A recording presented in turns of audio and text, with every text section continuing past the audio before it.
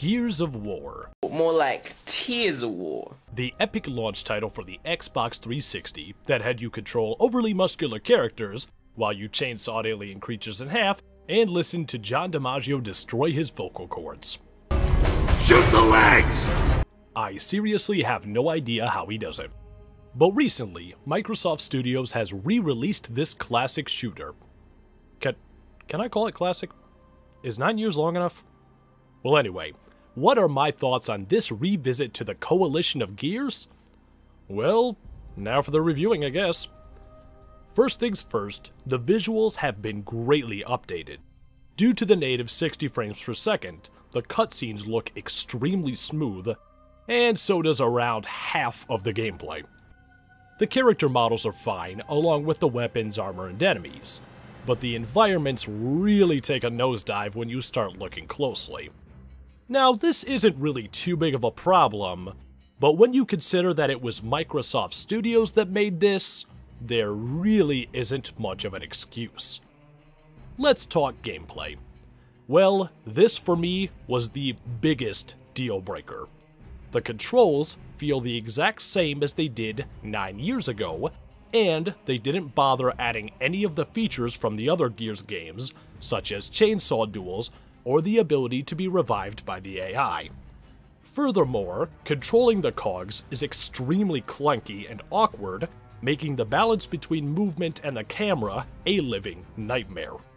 Now, I know that this was exactly how the original Gears of War controlled, and I know that changing things up too much would lead to some upset fans, but I also know that Wind Waker HD, Tony Hawk's Pro Skater HD, Beyond Good and Evil HD, and Metro 2033 Redo all smoothed out the gameplay, and most of them added elements of future games in the series. There is no excuse. But even aside from this, the AI is absolutely atrocious. The enemies are somewhat competent, but they often leave cover for no apparent reason. As for the friendly AI, well, let's just say that I'm amazed Dom even survived until the third game.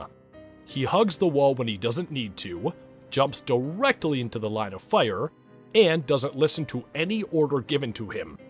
In fact, around halfway through the game I started counting how many times he either died causing me to restart, or how many times I died trying to save him. 36. 36 times this happened, 10 of which happened while fighting General Ram. Oh, but it gets better.